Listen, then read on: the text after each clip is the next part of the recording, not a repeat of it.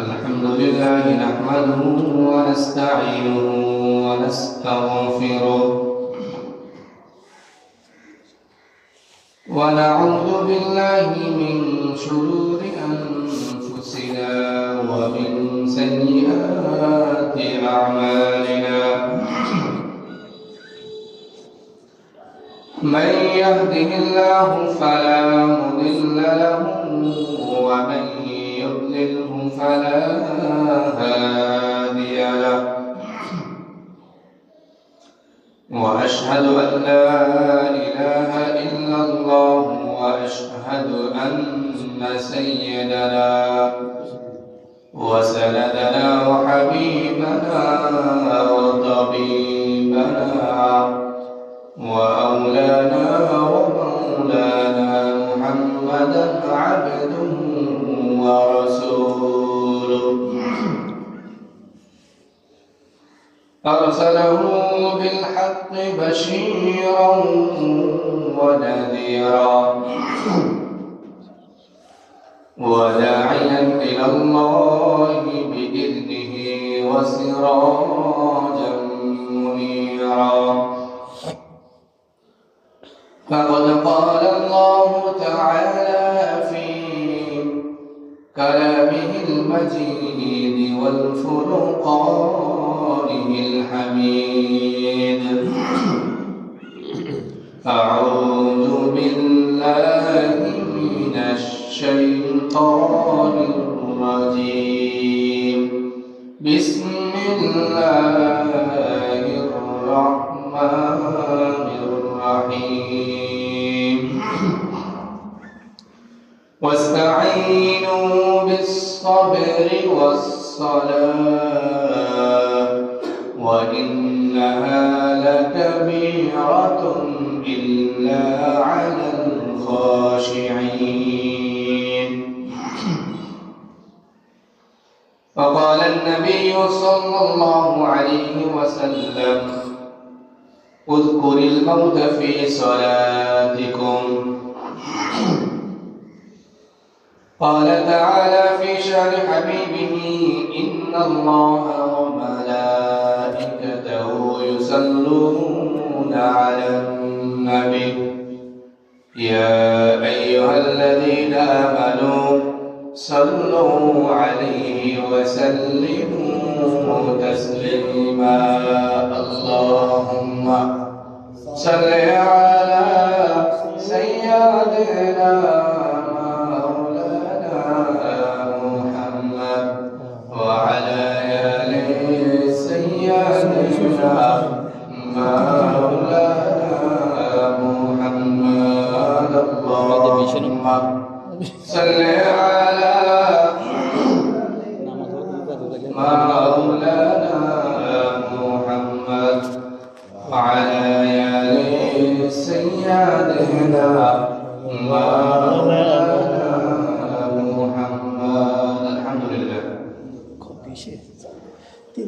আল্লাহ রব্বুল আলামিনের দরবারে আলহামদুলিল্লাহ লক্ষ কোটি শুকরিয়া আদায় করি যে মহান রব, যে মহান প্রতিপালক, যে মহান মুনিব, সরকারের শ্রেষ্ঠ দিন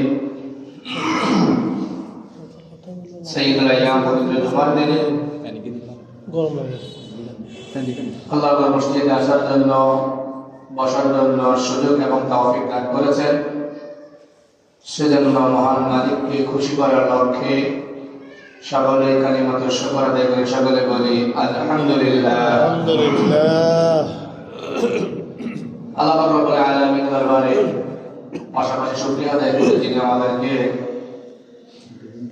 দুনিয়ার শ্রেষ্ঠ নিয়ামত, জান্নাতের শ্রেষ্ঠ নিয়ামত মুসলিম হিসেবে আমাদেরকে এই পৃথিবীতে পাঠিয়েছেন, মুসলিমদের ঘরে আমাদের জন্ম দিয়েছেন। এজন্যই আল্লাহ তাআলার শুকরিয়া আদায় করে শেষ করা যাবে না। এটা আল্লাহ তাআলার অশেষ এবং বড় একটা নিয়ামত। আল্লাহ তাআলা যার কল্যাণ চান তাকে ইসলামের দিকে টেনে নেন। আল্লাহ তাআলা যার কল্যাণ চান তাকে ইসলামের মধ্যে প্রবেশ করা। আল্লাহ তাআলা যার কল্যাণ চান তাকেই পবিত্র ধর্ম, শান্তি শৃঙ্খলা ধর্ম ইসলাম তাকে দান করেন। জোরে বলুন সুবহানাল্লাহ। সেই সৌভাগ্যময় কপাল আল্লাহ তাআলা আমাদেরকে দান করেছেন, সেই জন্য আরেকবার আল্লাহ তাআলা শুকরিয়া আদায় করে সকলে বলি আলহামদুলিল্লাহ। সম্মানিত হাজিরিন, আমাদের ইসলামের মূল স্তম্ভ যে পাঁচটি, তার মধ্যে অন্যতম একটি স্তম্ভ হচ্ছে সালাত। একজন ব্যক্তি ঈমান আনার পরে সর্বপ্রথম যে কাজটা তাকে করতে হয় তা হচ্ছে মালিকের সামনে দাঁড়িয়ে নিজেকে আত্মসমর্পণ করা, মালিকের কুদরতি পায়ের মধ্যে সিজদার মাধ্যমে নিজেকে উজাড় করে দেওয়া, অর্থাৎ সালাত।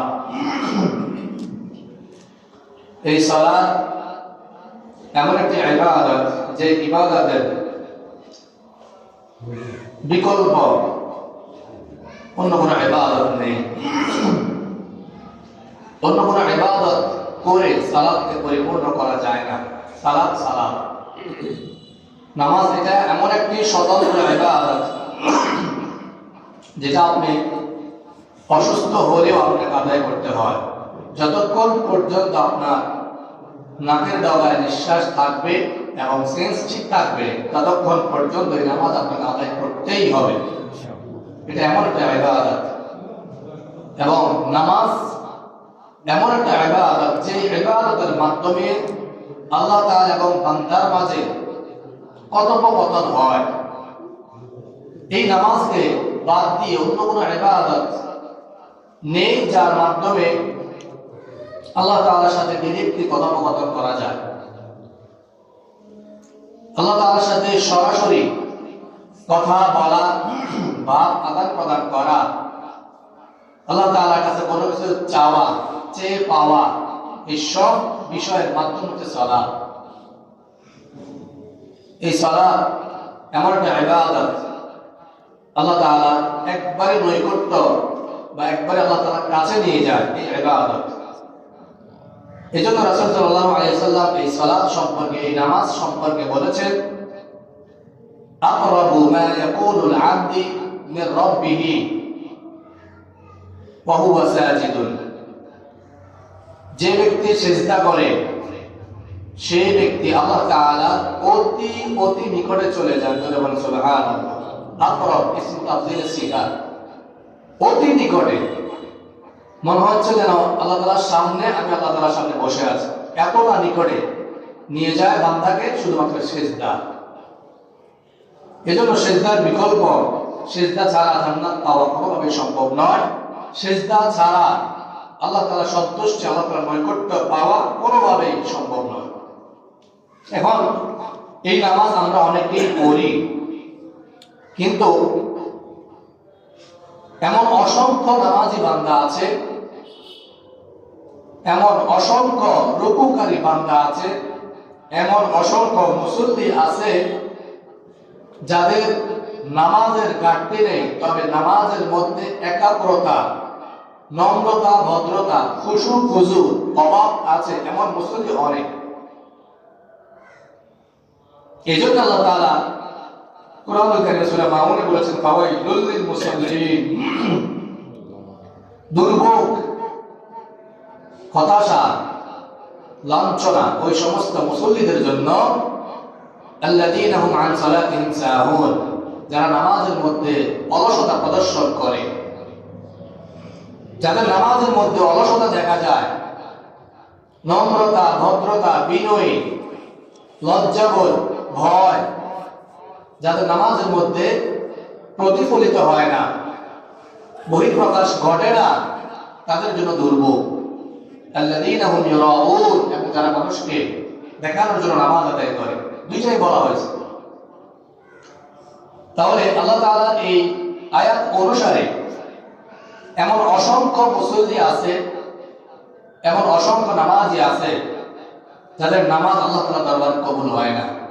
তারা নামাজ পড়ে ঠিক, 5 ওয়াক্ত নামাজ পড়ে ঠিক, কিন্তু তাদের এই নামাজের মধ্যে একাগ্রতা, বিনয়ী, নম্রতা, ভদ্রতা, ভয় না থাকার কারণে তাদের নামাজটা হচ্ছে না।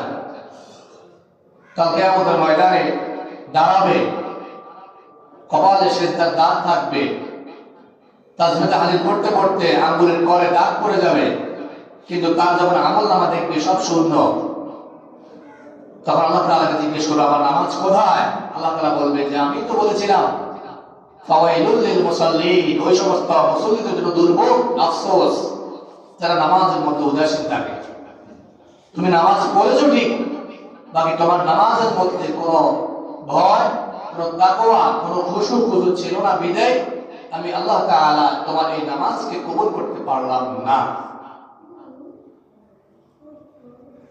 এই নামাজের উদাহরণ দিতে গিয়ে অনেক মুফাসসিরিন কেরাম, অনেক বুজুর্গ দ্বীনে আলেম বলেছেন এই সালাত হচ্ছে ওই দাসের মতো, কোন এক দুনিয়ার বাদশাহের বাদশাহ, অনেক বড় বাদশাহ, ওই বাদশাকে যদি কোন একটা দাসী দেওয়া হয়, যে দাসীর হাত কাটা অথবা পা কাটা অথবা চোখ অন্ধ অথবা ওই দাসীর গায়ে দুর্গন্ধ ভরা, এমন দাসী যদি কোন বাদশাকে দেওয়া হয়, তাহলে দুনিয়ার কোন বাদশাহ এই দাসীকে গ্রহণ করবে না। ঠিক সেম ভাবে যারা নামাজের মধ্যে উদাসীন থাকে, যাদের নামাজের মধ্যে খুশু খুজু থাকে না, বিনয় থাকে না, একাগ্রতা থাকে না, আল্লাহ তাআলার ভয় মনের মধ্যে থাকে না, ওই সমস্ত বান্দাদের নামাজ আল্লাহ তাআলা কখনোই কবুল করবেন না। নামাজের মধ্যে খুশু খুজু থাকা এটা খুব কঠিন বিষয়, আবার যারা খুশু খুজু থাকে এটা তাদের জন্য অনেক সহজ বিষয়। এই ব্যাপারে আল্লাহ রাব্বুল আলামিন কোরআনের সূরা বাকারায় 238 নম্বর আয়াতে আল্লাহ তাআলা বলেন ওয়া ইন্নাহা লাকাবীরাতুন ইল্লা আলাল খাশিঈন। এর আগে বলেছেন ওয়াস্তাঈনু বিস-সাবরি ওয়াস-সালাহ, তোমরা নামাজের মাধ্যমে আল্লাহ তাআলার নিকট চাও, ধৈর্যের মাধ্যমে আল্লাহ তাআলার নিকট চাও। ওয়া ইন্নাহা লাকাবীরাতুন ইল্লা আলাল খাশিঈন, আর এই নামাজটা এটা তাদের জন্য কঠিন না যারা খুশু খুজু একাগ্রতা নিয়ে নামাজ আদায় করে, তাদের জন্য এই নামাজটা কঠিন কোনো বিষয় না। বাকি যাদের নামাজের মধ্যে খুশু খুজু অথবা নামাজের মধ্যে বিনয়, নম্রতা, একাগ্রতা, আল্লাহ তাআলার ভয় যদি না থাকে, ওই সমস্ত বান্দাদের জন্য এই নামাজটা বড়ই কঠিন। ওয়া ইন্নাহা লাকাবীরাতুন, কাবীরাতুন এটা অনেক বড় একটা বিষয় নামাজ। ইল্লা আলাল খাশিঈন, যারা খুশু খুজু করে তারা ব্যতীত। এজন্য দেখবেন অনেকে নামাজে আসতে চায় না, এটা মনে করেন নামাজটা একটা বড় বিশাল কিছু, মানে নামাজ পড়তে খুব কষ্ট লাগে, খুব কষ্ট মনে হয়, আযান শুনলে এদের মনে হয় কোথাও পালিয়ে যায়। অথচ রাসূল সাল্লাল্লাহু আলাইহি ওয়াসাল্লাম বলেছেন যখন নামাজের আযান দেওয়া হয় তখন শয়তান তার পিছন দিক থেকে বায়ু চাপতে চাপতে পালায়, যেখানে গেলে নামাজের আযানের আওয়াজ শোনা যাবে না ওইখান পর্যন্ত শয়তান পালায়। সেই শয়তানের আসর আমাদের মধ্যে অনেকের মধ্যে আছে, যারা আযান শোনার পরে এদের আযানটা ভালো লাগে না, এরা এদিক চলে যায় ওদিক চলে যায়। মসজিদের সামনে দোকান, এখন আযান দিছে, মসজিদে না গিয়ে সে চিন্তা করলো যে আমি যদি এখন এখানে বসে থাকি, কেউ এসে আমাকে বলবে যে ভাই নামাজে চলো, অথবা বাবা বলবে নামাজে আসো, অথবা বড় ভাই থেকে বলবে নামাজে আসো, সুতরাং এখন দোকানে বসে থাকা যাবে না, আমরা চলো ওদিক থেকে ঘুরে আসি, নামাজ শেষ হলে আবার এখানে এসে আড্ডা দেব। বলে এই সমস্ত মুসলিম নামধারী যারা শয়তানের আচরণ নিয়ে চলাফেরা করে, এদের কিয়ামত বা এদেরকে আল্লাহ তাআলা কিভাবে জান্নাত দেবে? এজন্য নামাজে খুশু খুশু থাকা এটা সহজ বিষয়, যারা একাগ্রতা ভয় নিয়ে নামাজ আদায় করে। আল্লাহ রাব্বুল আলামিন তার রাসূলের মাধ্যমে জানিয়েছেন, রাসূল সাল্লাল্লাহু আলাইহি ওয়াসাল্লাম উম্মতদেরকে উদ্দেশ্য করে বলেন, আমার উম্মতেরা সালাত সালাত সালাত, নামাজ নামাজ নামাজ এমন একটা ইবাদত, যে ইবাদত, যে নামাজের মাধ্যমে, যে ইবাদতের মাধ্যমে তোমার দুনিয়ার যত মুশকিল, দুনিয়ার যত পেরেশানি, দুনিয়ার যত চিন্তা পেরেশানি দুশ্চিন্তা সব কিছু সকল সমস্যার সমাধান নামাজ যেমন করবে, ঠিক কিয়ামতের কঠিন ময়দানে ওই নামাজটা তোমাকে পেরেশানি থেকে মুক্তি দান করবে। রাসূল সাল্লাল্লাহু আলাইহি সাল্লাম বলেন, উম্মতরা শোনো, নামাজ কেমন ইবাদত। যখন তুমি আল্লাহ তাআলার নৈকট্য অর্জন করতে চাইবা, তখন নামাজের মধ্যে দাঁড়িয়ে যাও, নামাজে দাঁড়িয়ে গিয়ে লম্বা সিজদা করো, লম্বা রুকু করো। আল্লাহ তাআলা তোমাকে তার রহমতের কোলে টেনে নেবেন। যখন তুমি কোনো সিদ্ধান্তের মধ্যে নিতে পারবে না, যখন তুমি কোনো সিদ্ধান্তের মধ্যে দ্বিধাদ্বন্দ্বে থাকবে যে আমি সিদ্ধান্ত নিব কি নেব না, আল্লাহ রাসূল বলেন, ওযু করে সুন্দর করে 2 রাকাত নামাজের জন্য দাঁড়িয়ে যাও, সালাতুল ইস্তিখরারের জন্য দাঁড়িয়ে যাও। ইস্তিখারার নামাজের মাধ্যমে আল্লাহ পাক রব্বুল আলামিন তোমার সিদ্ধান্তের উপর রহমত নাযিল করবেন। জোরে বলো সুবহানাল্লাহ। যখন তোমার জমিনে বৃষ্টি হয় না, জমিন উত্তপ্ত হয়ে ফেটে যাচ্ছে, কোনো বৃষ্টি নাই, কোনো পানি নাই, আল্লাহ রাসূল সাল্লাল্লাহু আলাইহি ওয়াসাল্লাম বলেন, সুন্দর করে ওযু করে 2 রাকাত নামাজ আদায় করো, সালাতুল ইস্তিসকার নামাজ আদায় করো। আল্লাহ পাক রব্বুল আলামিন এই নামাজের মাধ্যমে তোমাকে বৃষ্টি দিয়ে রহম করবেন। জোরে বলো সুবহানাল্লাহ। যখন তোমার কোনো কিছু প্রয়োজন হবে, যখন তুমি চিন্তা থাকবে, কোনো পেরেশানিতে পড়ে যাবে, কোনো বিপদে, কোনো মুসিবতে যখন তুমি পড়ে যাবে, রাসূল সাল্লাল্লাহু আলাইহি ওয়াসাল্লাম বলেন, সুন্দর করে ওযু করে 2 রাকাত নামাজ আদায় করো, সালাতুল হাজাত। এই সালাতুল হাজাত নামাজ আদায় করলে আল্লাহ রাব্বুল আলামিন সমস্ত হাজাত তোমাকে পূরণ করে দেবে। তাহলে নামাজ এমন একটা ইবাদত, যে ইবাদত আপনার চিন্তা, আপনার পেরেশানি, আপনার দ্বিধাদ্বন্দ্ব, আপনার দুনিয়ার যাবতীয় মুশকিল আসান করে দেবে, এবং পাশাপাশি আপনার আখিরাতটাও এই নামাজ নিরাপদ করে দেবে। নামাজ এমন একটা ইবাদত। সম্মানিত হাজিরিন, আমরা যেটা বলতেছিলাম যে নামাজের মধ্যে খুশু না থাকলে এই নামাজ আল্লাহ তাআলার দরবারে কবুল হবে না, কোনো সম্ভাবনা নেই। এবং এটা পরিলক্ষিত,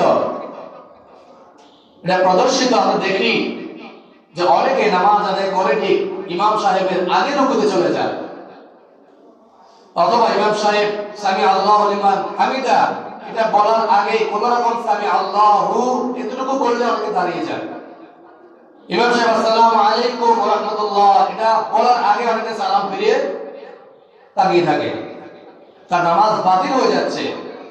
এরপর আমরা সালাম ফিরিয়ে ওদিক তাকাই, উপরের দিকে, এদিক সালাম ফিরালে ফ্যানের দিকে তাকাই, দাঁড়িয়ে থেকে সামনের দিকে তাকিয়ে থাকি, ঘড়ি দেখি, মসজিদের ক্যালেন্ডার দেখি, বাতি দেখি, অথবা নামাজের মধ্যে দাঁড়িয়ে বিভিন্ন নানান চিন্তা, বাড়ির পেরেশানি, পারিবারিক পেরেশানি, সামাজিক পেরেশানি, ব্যবসা বাণিজ্যের পেরেশানি, বিভিন্ন চিন্তা আমাদেরকে গ্রাস করে ফেলে। শয়তান এখানে সফল। শয়তান আল্লাহ তাআলাকে চ্যালেঞ্জ করে বলেছিলেন সূরা আরাফ আয়াত নম্বর 17 যে আল্লাহ তাআলা সবচেয়ে বেশি নৈকট্য তারাই অর্জন করে যারা নামাজ আদায় করে, সুতরাং তাদেরকে ধোঁকা দেওয়াটা শয়তানের সবচেয়ে বড় চ্যালেঞ্জ। এজন্য দেখবেন শয়তান মানুষকে নামাজ থেকে বিরত রাখে, এবং যারা নামাজ পড়তে আসে তাদেরকেও কোনো না কোনো ভাবে ধোঁকা দিয়ে দেয়। মানে অর্থাৎ শয়তান কোনোভাবেই বান্দাকে তার রবের নিকটে যেতে দিবে না, এটা শয়তানের চ্যালেঞ্জ। এখন আমাদের উদাসীনতা, আমাদের একাগ্রতাহীনতা এর মাধ্যমেই প্রকাশ পায় যে এখানে শয়তান সফল। শয়তান আল্লাহ তাআলাকে চ্যালেঞ্জ করে বলে, সুম্মা লাআতিয়ান্নাহুম মিন বাইনি আইদিহিম ওয়া মিন খালফিহিম ওয়া আন আইমানিহিম ওয়া আন শিমাইলিহিম ওয়া লা তাজিদু আকতারাহুম শাকিরিন। সূরা আরাফ আয়াত নম্বর 17। শয়তান আল্লাহ তাআলাকে বলেন, আল্লাহ যে আদমের জন্য আমি আজকে পদস্খলিত হলাম, জান্নাত থেকে বের হলাম, সে আদম সন্তান কাউকে আমি তোমার নৈকট্য অর্জন করতে দেব না। আমি তাদেরকে গ্রাস করব, তাদেরকে আক্রমণ করব, ডান দিক থেকে, বাম দিক থেকে, সামনে থেকে, পিছন থেকে, চতুর্দিক থেকে তাকে আমি গ্রাস করব। সে যদি নামাজেও যাও সেখানেও আমি তাকে আক্রমণ করব, সেখানেও আমি তাকে ধোঁকা দেব। সে যদি হজ করতে যায় সেখানেও আমি তাকে ধোঁকা দেব। সে যদি ঘুমায় সেই ঘুমের মধ্যেও আমি তাকে ধোঁকা দেব। সে যদি তেলাওয়াত করে সেই তেলাওয়াতের মধ্যেও আমি তাকে ধোঁকা দেব। জোরে বলেন নাউযুবিল্লাহ। সময়টা হাজির, এই জন্য শয়তান আমাদেরকে নামাজের মধ্যে ধোঁকা দেয়। এবং রাসূল সাল্লাল্লাহু আলাইহি ওয়াসাল্লাম বলেছেন, রাসূল সাল্লাল্লাহু আলাইহি ওয়াসাল্লামের সাহাবী আবু হুযায়ফা রাদিয়াল্লাহু তাআলা আনহু তিনি বলেন যে রাসূল সাল্লাল্লাহু আলাইহি ওয়াসাল্লাম বলেছেন, আউয়ালু মা তুফাক্কিদুনা মিন দীনিকুমুল খুশু, যে কিয়ামতের আলামত, শেষ জামানায়, শেষ সময়ে, আখির জামানায় আল্লাহ তাআলা মানুষ থেকে কল্যাণ, হেদায়েত এগুলো উঠিয়ে নেবেন সর্বপ্রথম খুশু খুজু উঠিয়ে নেওয়ার মাধ্যমে। সর্বপ্রথম মানুষ থেকে হেদায়েতের আলো, হেদায়েতের নূর এটা উঠিয়ে নেবেন যখন দেখবেন যে মানুষের মধ্যে নামাজ আদায় করে কিন্তু নামাজের মধ্যে তার খুশু খুজু নাই, তখনই বুঝবেন যে আল্লাহ তাআলা আস্তে আস্তে আমাদের থেকে কল্যাণ, রহমত, বরকত সব ঢুকে দিচ্ছে। এবং এটাই বাস্তব।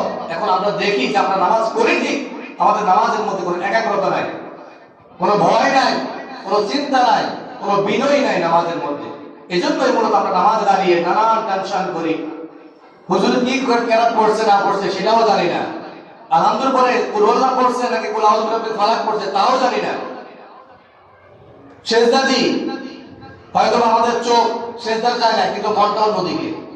এই যে খুশু খুজু, খুশু খুজু মানে কি এটাও তো অনেকে জানি না। একটা হচ্ছে খুশু খুজু আর একটা হচ্ছে ইস্তেগরাক। ইস্তেগরাক এটা আমাদের আয়াতের বাহিরে। ইস্তেগরাক কাকে বলে? আলী রাদিয়াল্লাহু তাআলা আনহু পায়ে যখন তীর বিঁধলো, তীর যখন ঢুকলো তখন আলীর পায়ে থেকে তীরটা খুলে আনাটা খুব দুষ্কর ছিল। আলী রাদিয়াল্লাহু আনহু খুব বেশি ব্যথা অনুভব করতেন, যার কারণে পা থেকে তীরটা খোলা সম্ভব ছিল না। কিন্তু যখন আলী রাদিয়াল্লাহু তাআলা আনহু নামাজে দাঁড়ালেন, সাহাবীরা তীর মাংস ছিঁড়ে বের করলেন কিন্তু আলী টেরে পেল না। এটাকে বলা হয় ইস্তেগরাক। এটা আমাদের আয়াতের ভিতরে নাই। এটা আল্লাহ তাআলা যাকে দান করেন স্পেশালি সেই পায়, আর যাকে দান করেন না সে পায় না। এটা খুশু খুজু না। এটা যদি আমরা খুশু খুজু ধরি তাহলে কখনোই পশ্চিম কালেও আমাদের মধ্যে এই খুশু খুজু আসবে না যে আমাকে কেউ আঘাত করবে আর আমি টেরে পাবো না যে আমাকে আঘাত করছে। এরকম খুশু খুজু আমাদের মধ্যে আসবেও না। আর যদি না আসে তাহলে আমাদের জন্য জান্নাত পাওয়াটা কোনোভাবে সম্ভব হবে না। এটা খুশু খুজু না, এটা তো ইস্তেগরাক, এটা ভিন্ন জিনিস। এটা আমাদের আয়াতের মধ্যে নাই। হ্যাঁ, আল্লাহ তাআলা যদি কাউকে রহম করে এটা দান করে সেটা ভিন্ন কথা, যেটা সাহাবীদেরকে আল্লাহ দান করেছেন। সাহাবীরা যখন নামাজে দাঁড়াতেন তাদের দুনিয়া একদিকে থাকতো আর তাদের রবের সাথে কমিউনিকেশন, যোগাযোগ অন্যদিকে থাকতো। কিন্তু আমাদের আয়াতের মধ্যে যেটা আছে সেটা হচ্ছে খুশু খুজু মানে বিনয় হওয়া। বিনয় বলতে এখানে ইমাম ইবনে কাইয়্যিম রাহিমাহুল্লাহ তিনি বলেছেন যে এই মন প্রাণ উজাড় করে এই দিলকে নামাজের ফার্স্ট ও লাস্ট শুধুমাত্র রবের জন্য মনোনিবেশ করা। আপনার চোখ এলোমেলো কখন হয়? যখন আপনার মনটা এলোমেলো হয়, যখন আপনার কলম, আপনার অন্তর যখন এলোমেলো হয়ে যায় তখন আপনার হাত পা গুলো এলোমেলো হয়ে যায়। আপনি মাথা চুলকান, আপনি টুপি ঠিক করেন, আপনি পাঞ্জাবি ঠিক করেন, এই পায়ের দিকে তাকান, ওই দিকে তাকান, বডির দিকে তাকান, কখন? যখন আপনার হৃদয়টা স্থির থাকে না তখন। এজন্যই ইমাম ইবনে কাইয়্যিম রাহিমাহুল্লাহ বলেছেন খুশু খুজু মানে হচ্ছে অন্তরকে স্থির রাখা নামাজের মধ্যে। আমি নামাজে দাঁড়িয়েছি, আমার অন্তরটা সরাসরি আল্লাহ তাআলার দিকে থাকবে যে আল্লাহ তাআলা আমাকে দেখছেন, আমি আল্লাহ তাআলাকে দেখছি না, কিন্তু আল্লাহ তাআলার সামনে আমি দাঁড়িয়েছি। আল্লাহ রাসূল সাল্লাল্লাহু আলাইহি ওয়াসাল্লাম বলেন কোন বান্দা যখন পুরোপুরি ভাবে তাকবীরে তাহরিমা বলে আল্লাহ তাআলার দিকে মুতাওয়াজ্জি হয়, আল্লাহ তাআলার দিকে যখন তাকায়, আল্লাহ তাআলার সামনে যখন দাঁড়ায়, আল্লাহ তাআলা ঠিক সেম ভাবে পুরোপুরি মনোনিবেশ নিয়ে ওই বান্দার দিকে তাকায়। জোরে বলুন সুবহানাল্লাহ। আর যখন আপনার মন, আপনার কলব, অন্তর এলোমেলো হয়ে যায়, দুনিয়ার চিন্তা, ব্যবসা বাণিজ্যের চিন্তা, সামাজিক চিন্তা, বিভিন্ন দিকে যখন আপনার মনটা চলে যায়, আপনার কলব যখন চলে যায়, আল্লাহ তাআলা আপনার থেকে আস্তে তার দৃষ্টিটাকে ফিরিয়ে নেন। তাকবীরে তাহরিমা এটা নামাজের ফরজের একটা অংশ। নামাজের ভিতরে এবং বাহিরে 13 ফরজ, তার মধ্যে নামাজের মধ্যে 6 ফরজ। তাকবীরে তাহরিমা বলা, দাঁড়াইয়া নামাজ পড়া, কিরাত পড়া, রুকু করা, দুই সিজদা করা, আখিরে বৈঠক, এই 6টা হচ্ছে নামাজের ভিতরের ফরজ। এই তাকবীরে তাহরিমা মানে কি? তাকবীর মানে আল্লাহু আকবার বলা, আর তাহরিমা মানে সবকিছু হারাম করে দেওয়া। দুনিয়াতে যে বিষয়টা আমাদের জন্য হালাল ছিল, আমি আল্লাহু আকবার বলছি মানে ওটাও আমার জন্য হারাম।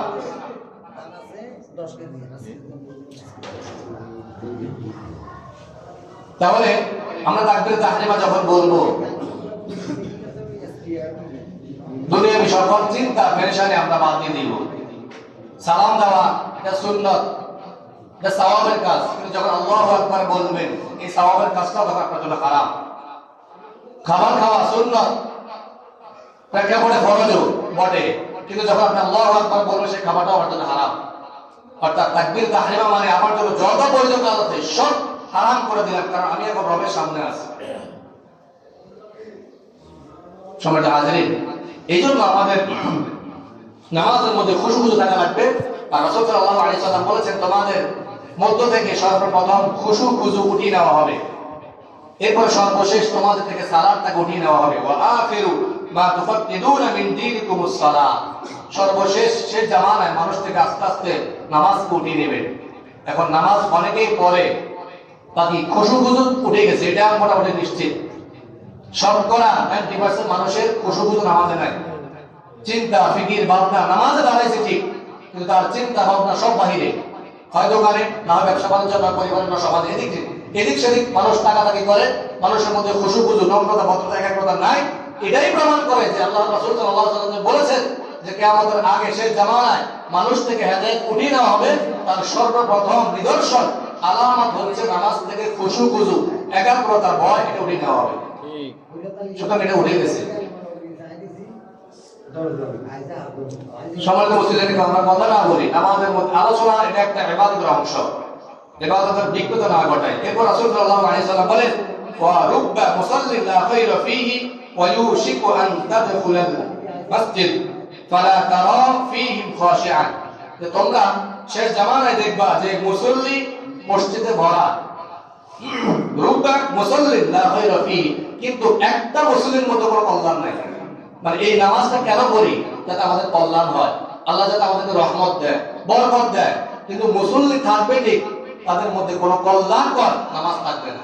মানে যে নামাজটা তাদেরকে কল্যাণ দান করবে, কল্যাণ নিয়ে আসবে, এখন কল্যাণ ওয়ালা নামাজি একজন থাকবে না। আমার কথা না, রাসূলের কথা। লা খায়রা ফীহি, সেখানে কোনো কল্যাণ ওয়ালা নামাজ থাকবে না। ওয়া ইউশিকু আন তাদখুলাল মাসজিদ, এবং তুমি মসজিদে দেখবে অনেক মানুষ, অনেক মুসল্লি, দাড়ি পাগা, অনেক টুপিওয়ালা নামাজি, অনেক মানুষ মসজিদে ভরপুর, 2 তলা 3 তলা সব ফুলফিল ফিলাপ করা সব মুসল্লি, কিন্তু ফালা তারা ফীহি খাশিআন, কিন্তু তাদের মধ্যে তুমি এমন একজনকেও দেখবে না যে তার নামাজের মধ্যে একাগ্রতা আছে। ফালা তারা ফীহি খাশিআন, একাগ্রতাওয়ালা নামাজি বান্দা তুমি মসজিদে মানে একজন দুজন পাবো না, সন্দেহ। এটা আমার কথা না, বলেছেন মুহাম্মদ সাল্লাল্লাহু আলাইহি ওয়াসাল্লাম। এটা আমরা যদি একটু উপলব্ধি করি বা দেখি, তাহলে আমরা বাস্তবতায় আমাদেরকে কোরআন হাদিস এত বেশি অ্যানালাইজ করতে হবে না। আসলে এই হাদিসটাই যথেষ্ট, যে আসলে আমাদের মধ্যে যে নামাজটা হচ্ছে বা যে নামাজটা আমরা আদায় করতেছি, এই নামাজটা কতটুকু আল্লাহ তাআলার কাছে গ্রান্টেড বা কবুল বা গ্রহণযোগ্য, এটা আমরাই বিচার করতে পারবো। এই জন্য মানে বিচারক সাজিয়ে বা কাউকে দিয়ে, মুফতি সাহেব দিয়ে ফতোয়া দেওয়া লাগবে না। আসলে একটা হাদিসে যথেষ্ট যে আমাদের নামাজ হচ্ছে কি হচ্ছে না। যদি আমাদের নামাজের মধ্যে এই ত্রুটিগুলো থাকে, যে আমরা নামাজ পড়ি বাকি আমাদের চোখ থাকে অন্যদিকে, আমরা মাথা চুলকাই, বা একটু মনোনিবেশ নাই, একাগ্রতা নাই, বিনয় নাই, বিভিন্ন চিন্তা, বিভিন্ন পেরেশানি নামাজের মধ্যে আসে। হুজুর 2 রাকাতে বসতে না দাঁড়াইছে তারও কোনো খবর নাই। অনেক সময় হুজুর 2 রাকাতে না বসে দাঁড়িয়ে যায়, লোকমা কে দেয়? মুয়াজ্জিন দেয়। মুয়াজ্জিন যদি না দেয় সমালোচনা শুরু হয়ে যায়, মুয়াজ্জিনকে রাখছে, মুয়াজ্জিন লোকমা দেয় না, মানে এই নামাজের দায়িত্ব তো আপনারও। ইমাম ভুল করলে মুয়াজ্জিনকে আপনি লোকমা দেন, সমস্যা কি? আপনি লোকমা দেন না মানে আপনার নামাজের মধ্যে মন নাই। হুজুর যদি 4 রাকাত করে 5 রাকাত করে, এমন মুসল্লি আছে 6 রাকাত পড়লো টের পাবে না যে হুজুর কি 6 রাকাত পড়ছে না 4 রাকাত পড়ছে, এরকম কোনো দিশা নাই। এরকম মুসল্লি অনেক আছে। তাহলে আমরা যদি নিজেদের একটু জাজ করি, বিচার করি যে আসলে আমাদের নামাজটা কতটুকু গ্রহণযোগ্যতা পাচ্ছে আল্লাহ তাআলার নিকট, তাহলে আমাদের কাছে এই সমাধান হয়ে যাবে। সময়টা হাজির, এই নামাজের ব্যাপারে আল্লাহ রাব্বুল আলামিন সূরা মুমিনুনে বলেছেন, ক্বাদ আফলাহাল মুমিনুন আল্লাযীনা হুম ফি সালাতিহিম খাশিউন, তারাই সফল মুমিন। খেয়াল করেন, তারাই সফল মুমিন। আল্লাযীনা হুম ফি সালাতিহিম খাশিউন, যাদের নামাজের মধ্যে খাশিউন, খুশু আছে, যাদের নামাজের মধ্যে একাগ্রতা। আমি আবার বলছি, খুশু মানে হচ্ছে নামাজের মধ্যে আপনার দিলটা একবারই আল্লাহ তাআলার দিকে পুরোপুরি ভাবে 100% মনোনিবেশ করবেন। আমি কি পড়তেছি, আমি কি রূপে দেখেছি, রুকুতে গিয়ে কি পড়তেছি, সেজদা কি পড়তেছি, আমার কয় রাকাত হচ্ছে, এই সবগুলো পাই টু পাই আপনি যখন হিসাব করবেন তখন আপনার নামাজটা খুশুখুশু হবে এবং আপনার মন দিল নামাজের মধ্যে থাকবে। তারাই সফল যাদের নামাজের মধ্যে খুশুখুশু আছে। তার মানে আল্লাহ তাআলার এই আয়াত থেকে বোঝা যায় যে যাদের নামাজের মধ্যে খুশুখুশু নাই তারা সফল মুমিন না। এবার আসেন সালাতের খুশুখুশুর বিষয়ে বিধান কি। আল্লাহ রাসূল সাল্লাল্লাহু আলাইহি সাল্লাম বলেছেন, ইয়াকুম ওয়া খুশুউন নিফাক, তোমরা সাবধান থাকো নিফাকি খুশু থেকে। নিফাকি মুনাফিকি খুশু, এটাও এক ধরনের খুশু আছে, মানে বিনয়ী, কিন্তু তার বিনয়টা নিফাকি, মুনাফিকি বিনয়ী। আল্লাহ রাসূল বলেছেন, ইয়াকুম ওয়াল খুশুউ ওয়া খুশুউন নিফাক, তোমরা নিফাকি মুনাফিকি মার্কা বিনয় থেকে বিরত থাকো। ফাকিল লাহু, তখন রাসূল সাল্লাল্লাহু আলাইহি সাল্লাম জিজ্ঞেস করা হলো, ওয়া মা খুশুউন নিফাক, ইয়া রাসূলুল্লাহ সাল্লাল্লাহু আলাইহি সাল্লাম, নিফাকি খুশু বা নিফাকি বিনয়, মুনাফিকি বিনয় সেটা আবার কি? তখন রাসূল সাল্লাল্লাহু আলাইহি সাল্লাম ব্যাখ্যা করেছেন, ক্বালা আনতা সাজদা খাশিআন ওয়াল কলবু লাইসা বিখাশিআন, যে তুমি নামাজে দেখবা সিজদা দেয়, রুকু দেয়, সব ঠিক আছে, তার চেহারার মধ্যে বিনয় আছে, তার রুকু সিজদা খুব সুন্দর ধীরস্থিরতার সহিত, কিন্তু তার অন্তরটা বিনয়ী না। ওই যে বললাম, অনেক সময় দেখবেন মানুষ মানে এক দৃষ্টিতে একদিক তাকিয়ে থাকে, তার এই এক দৃষ্টিতে একদিক তাকিয়ে থাকার মানে হচ্ছে সে কিছু না কিছু ভাবতেছে, সে কিছু না কিছু কি ভাবতেছে। এখন নামাজ একজন লোক দাঁড়িয়েছে, তার চোখ সিজদার দিকে ঠিক, এক দৃষ্টিতে সিজদার দিকে তাকিয়ে আছে, বাকি সে সিজদার দিকে তাকিয়ে চিন্তা করতেছে যে আজকে আমি যে ব্যবসা করলাম কতটুকু লাভ হলো, আজকে ওখানে যাবো কিনা, জায়গা আমার পোষাবে কিনা, এই যে নানান চিন্তা। কিন্তু তাকে বাহ্যিকভাবে দেখা যায় সে সিজদার দিকে তাকিয়ে আছে, বাকি সিজদার দিকে তাকিয়ে সে বিভিন্ন চিন্তা নিয়ে পেরেশান। রাসূল এদের কথা বলেছেন যে এদেরকে দেখতে দেখা যাবে বিনয়ী, বাকি তাদের অন্তরটা বিনয়ী হবে না, অন্তরটা আল্লাহ তাআলার দিকে থাকবে না। এরকম যারা বিনয়ী হবে তাদেরকে রাসূল বলেছেন এটা হচ্ছে নিফাকি খুশু, নিফাকি বিনয়ী। এই নিফাকি বিনয়ী থেকে আল্লাহ রাসূল সাল্লাল্লাহু আলাইহি ওয়াসাল্লাম আমাদেরকে সাবধান করেছেন, ইয়াকুম, সাবধান হও এরকম নিফাকি যাতে বিনয়ী তোমাদের মধ্যে না আসে। অর্থাৎ মূল কথা হচ্ছে আপনার মন, আপনার কলব যখন স্থির থাকবে আপনার অঙ্গ প্রত্যঙ্গ গুলো স্থির থাকবে। যখন কলবটা লড়ে যাবে তখন আপনার সব কিছু লেভেল হয়ে যাবে। এই জন্য কলব, নামাজের মধ্যে মন কলব স্থির রাখা। এরপরে আল্লাহ রাসূল সাল্লাল্লাহু আলাইহি ওয়াসাল্লাম হাদিস শরীফে বলেছেন যে খুশুখুশু দুই ভাগে হয়ে থাকে। একটা হচ্ছে ভালো খুশুখুশু, যে কাজগুলোর মাধ্যমে আমরা খুশুখুশু অর্জন করব, এই খুশুখুশু এর অনেকগুলো উপকরণ আছে। আবার যে বিষয়গুলো আমাদেরকে খুশুখুশু থেকে বিরত রাখে এই বিষয়গুলো আমাদেরকে জানতে হবে। কোন কোন কাজ করলে আমরা পুরোপুরি মনকে নামাজের মধ্যে মনোনিবেশ করতে পারবো সেই বিষয়ে বিস্তারিত আলোচনা আছে। সামনে সপ্তাহে ইনশাআল্লাহ তাআলা আমরা এই বিষয়ে আলোচনা করব। শুধু আপনাদেরকে আখেরি বয়ান হিসেবে বা আখেরি কথা হিসেবে একটা কথাই বলবো, আজকে আসলে আমাদের এই নামাজ ঠিকমতো না হওয়ার কারণে আমাদের ঈমানের দুর্বলতা দিন দিন বৃদ্ধি পাচ্ছে। এই ঈমানের দুর্বল ঈমান নিয়ে কখনোই আপনি ইসলাম বিদ্বেষী কাফের মুশরিকদের মোকাবিলা করতে পারবেন না। আমরা যদি আল্লাহ রাসূল সাল্লাল্লাহু আলাইহি ওয়াসাল্লামের সময় এর জামানায় দিকে লক্ষ্য করি তাহলে দেখবো যে সাহাবীদের মধ্যে অস্ত্র, মানুষ বা সশস্ত্র সংখ্যা খুব কম ছিল, বাকি তাদের ঈমানের তেজের কারণে আল্লাহ তাআলা যুগে যুগে প্রায় জায়গাতে আল্লাহ তাআলা তাদেরকে বিজয় দান করেছে। কিন্তু আমরা মুসলমানরা সংখ্যায় বাংলাদেশে অনেক বেশি, এর পরেও আমরা অনেক সময় দেখা যায় যে ইসলাম বিদ্বেষীদের বিপক্ষে টিকতে পারি না। তার মূল কারণ হচ্ছে আমাদের ঈমানে ঘাটতি আছে। যতক্ষণ পর্যন্ত আমাদের ঈমানের মেরামত না হবে, ঈমানকে পরিশুদ্ধ না করতে পারবো, ততক্ষণ পর্যন্ত আমরা কাফের মুশরিক বিদ্বেষী যারা বা কাফের মুশরিক ইসলাম বিদ্বেষী যারা তাদের মোকাবেলা কখনোই আমরা করতে পারবো না। তার প্রমাণ হচ্ছে এই যে বাংলাদেশে দিনকে দিন আস্তে আস্তে একটার পর একটা বিভিন্ন ঘটনা বাংলাদেশে ঘটতেছে। এই বাংলাদেশের ভূখণ্ড, এই বাংলাদেশের অস্তিত্বকে নিয়ে যে পরিমাণ খেলাধুলা হচ্ছে, বাংলাদেশের অস্তিত্বকে বিলীন করার জন্য যেই পরিমাণ চক্রান্ত হচ্ছে, এর মোকাবেলায় আমরা মুসলমানরা বারবার রক্ত দিয়েছি, বারবার যুদ্ধ করেছি, এরপর আমরা এখনো কাঙ্ক্ষিত ফলাফল আনতে পারিনি। সময়টা আজই আমরা মুসলমান জাতি সর্বপ্রথম আমাদের ধর্মকে আমরা ঠিক রাখতে হবে। যে জাতি, যে ব্যক্তির ধর্ম ঠিক নাই, ওই জাতি বা ওই ব্যক্তির কোনো পরিচয় নেই। আমরা আমাদের ইমানের মধ্যে, আমাদের আমলের মধ্যে ঘাটতি থাকতে পারে, বাকি ইসলামের ইস্যুতে, ধর্মের ইস্যুতে আমরা কখনোই কাউকে ছাড় দিয়ে কথা বলবো না। এটা হচ্ছে একজন মুসলিমের আইডেন্টিটি, এটা হচ্ছে একজন মুসলিমের পরিচয়। আমার আপনার ধর্মের মধ্যে কেউ নাক গলাবে, আমার আপনার দেশের মধ্যে কেউ নাক গলাবে, এটা আমরা কখনো বরদাস্ত করবো না।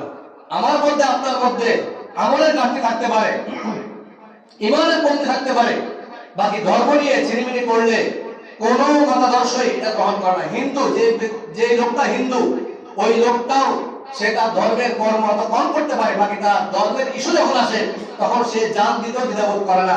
সে যদি একজন ইসলাম বিদ্বেষী হয়ে, যার কোনো ধর্মের অস্তিত্ব নাই, আল্লাহ তাআলা বলেছেন লা ইকরাহা ফিদ-দীন, এই দ্বীনের মধ্যে কোনো সন্দেহ কিচ্ছু নাই, এই দ্বীনটাই আমার কাছে একমাত্র গ্রহণযোগ্য দ্বীন, ইন্নাদ দীনা ইনদাল্লাহিল ইসলাম, এই ধর্মটাকে আমি আল্লাহ রাব্বুল আলামিন স্বীকৃতি দিয়েছি, আর সকল ধর্মকে আমি বাতিল বলে ঘোষণা করেছি। সুতরাং একজন বাতিল ধর্মের লোক যদি তার ধর্মকে হেফাজত করার জন্য, তার ধর্মের ইস্যুতে সে যদি নাক গলায়, তার জীবন দিতে প্রস্তুত থাকে, তাহলে আমরা স্বীকৃত ধর্ম আল্লাহ তাআলার পক্ষ থেকে পাওয়ার পরেও আমাদের ধর্ম নিয়ে যখন কেউ কথা বলবে, আমাদের ধর্ম নিয়ে যখন কেউ ছিনিমিনি খেলবে, তখন তাকেও আমরা বরদাস্ত করব না। আমাদের এই দেশের মানুষ অনেকভাবে লাঞ্ছিত হয়েছে, নির্যাতিত হয়েছে, এটা আমি আপনি সাক্ষী, আমাদের এই প্রজন্ম সাক্ষী। দিনের পর দিন আলেমদেরকে, দিনের পর দিন সাধারণ মানুষকে নির্যাতন করে, নিপীড়ন করে শেষ করে দেওয়া হয়েছে। সুতরাং আমরা বলতে চাই, এই সমাজ থেকে বা এই ভূখণ্ড থেকে, এই বাংলাদেশ থেকে আমরা বলতে চাই, এই রাষ্ট্র, এই দেশ স্বাধীন করার পিছনে মুসলমানদের রক্ত রয়েছে। এই দেশ সাজিয়েছে শাহজালাল রহমতুল্লাহ আলাইহি, এই দেশ সাজিয়েছে শাহপরান রহমতুল্লাহ আলাইহি, এই দেশ সাজিয়েছে তিতুমির, এই দেশ সাজিয়েছে খান জাহান আলী। সুতরাং এই দেশকে যারা সাজিয়েছে, এই দেশের পিছনে যে সমস্ত মুসলমানদের রক্ত প্রবাহিত হয়েছে, সেই মুসলমানের রক্তের প্রবাহিত দেশের মধ্যে বসে কেউ যদি কোন হিন্দুত্ববাদী অথবা কোন বিদর্ভী যদি আমাদের এই দেশকে নিয়ে, দেশের অস্তিত্বকে নিয়ে, আমাদের এই ভূখণ্ডকে নিয়ে, আমাদের এই জাতির শান্তি শৃঙ্খলা নিয়ে, এই মুসলমান ধর্মের উপরে কেউ যদি আঘাত করে, কথার মাধ্যমে, কাজের মাধ্যমে, তাদের এই জবাবে, তাদের এই কাজের প্রতিবাদ করার জন্য মুসলমান সর্বদাই প্রস্তুত ছিল, থাকবে, জনগণ ইনশাআল্লাহ সবসময় থাকবে, সবসময় সজাগ থাকবে। এই দেশকে বাঁচাতে হবে আমাদেরকে। 30 লক্ষ শহীদের মাধ্যমে দেশ পেয়েছি। এই 30 লক্ষ শহীদ হিন্দু ছিল না, যদিও থাকে তার মধ্যে পার্সেন্টটা খুবই কম। এই দেশটাকে সাজিয়েছি আমরা কোরআনের মাধ্যমে, এই দেশকে সাজিয়ে দিয়েছেন আলেম ওলামারা তাদের জীবনের মাধ্যমে, রক্তের মাধ্যমে। এই দেশ শাহজালালের আমানত, এই দেশ শাহ কোরআনের আমানত, শাহ ওলিউল্লাহ মুহাদ্দিস দেহলভীর আমানত, আলেমদের অবদান, সাধারণ মানুষের অবদান, এই দেশ গড়ে উঠেছে। এই ভূখণ্ডকে আমরা ভালোবাসি, এই ভূখণ্ডকে আমরা মহাব্বত করি। সুতরাং এই ভূখণ্ডে যাতে করে বিলীন না হয়, এই জাতি, এই ধর্ম যাতে কোনোভাবে নষ্ট করতে না পারে, সেই ব্যাপারে প্রত্যেকটা মুসলমান সজাগ দৃষ্টি রাখতে হবে। এটা প্রত্যেকটা মুসলমান জন্য ফরজ। কিন্তু ইসকন কদিন আগে যে ঘটনা হলো, বাংলাদেশ ছাত্র নাগরিক অভ্যুত্থানের পরে একের পর এক একটা ইস্যু এসে বাংলাদেশে বিভিন্নভাবে গন্ডগোল লাগানোর চেষ্টা করতেছে মহিলা শক্তি। সমাজে হাজির, এই দেশ আমাদের, এই জাতি আমাদের, জাতির ইস্যুতে, দেশের ইস্যুতে, ধর্মের ইস্যুতে আমরা কাউকে ছাড় দিতে রাজি, কাউকে ছাড় দিতে রাজি না। আপনি আমার সাথে ব্যক্তিগত দ্বন্দ্ব, সেটা ব্যক্তিগতভাবে মোকাবেলা করব, কিন্তু এই দেশ আমার আপনার সকলের। সুতরাং এই দেশের ইস্যুতে সকলকে কথা বলতে হবে। এই ধর্ম আমার আপনার ধর্ম, কোন হিন্দু ধর্ম ইসলাম নয়, কোন খ্রিস্টান ধর্ম ইসলাম নয়। এই ধর্ম ইসলাম শান্তিপূর্ণ ধর্ম, এই ধর্ম আমার আপনার সমান। সুতরাং এই ধর্মের বিষয়ে, এই ইসলামের বিষয়ে, এই ভূখণ্ডের অস্তিত্বের বিষয়ে যখন কোন ব্যক্তি বা কোন সম্প্রদায় কথা বলবে, তাহলে তাকে আমরা বিন্দু মাত্র ছাড় দিতে রাজি।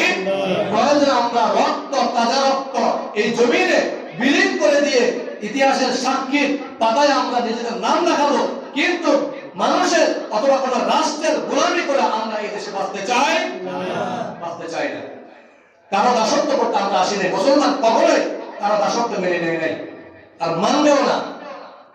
সুতরাং যারাই যখন যেভাবে ষড়যন্ত্র করেছে এর বিপক্ষে মুসলমানরা সাড়া জাগিয়েছে।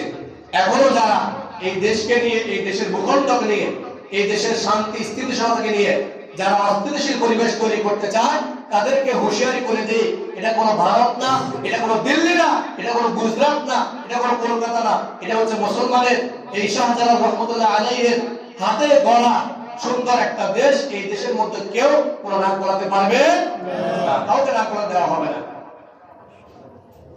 সুতরাং আমাদেরকে যে কোনো বিষয়ে দেশের স্বার্থে, ধর্মের স্বার্থে সজাগ থাকতে হবে। কেউ যাতে করে আমাদের এই দেশকে নিয়ে, এই দেশের সার্বভৌমত্বকে নিয়ে, এই দেশের শান্তি শৃঙ্খলাকে নিয়ে কেউ যাতে তালবাহানা করতে না পারে, সে ব্যাপারে একজন সচেতন মুসলিম হিসাবে, একজন সচেতন নাগরিক হিসাবে সজাগ থাকতে হবে।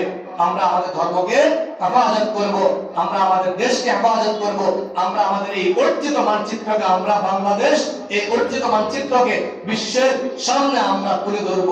আল্লাহ তাআলা আমাদেরকে কবুল করে সকলে বলে আমিন। আল্লাহ তাআলা সকল ষড়যন্ত্র থেকে, সকল কালো চোখ থেকে, সকল নিন্দা থেকে, সকল অপশক্তি থেকে, সকল সাম্প্রদায়িক উস্কানি থেকে আল্লাহ তাআলা আমাদের এই ভূখণ্ডকে, আমাদের এই ভূখণ্ডের জাতিকে, আমাদের এই ভূখণ্ডের মানুষগুলোকে আল্লাহ তাআলা হেফাজত করে সকলে বলে আমিন। ওয়া আখিরু দাওয়ানা আলহামদুলিল্লাহি রাব্বিল আলামিন। আসসালামু আলাইকুম ওয়া রাহমাতুল্লাহি ওয়া বারাকাতুহু।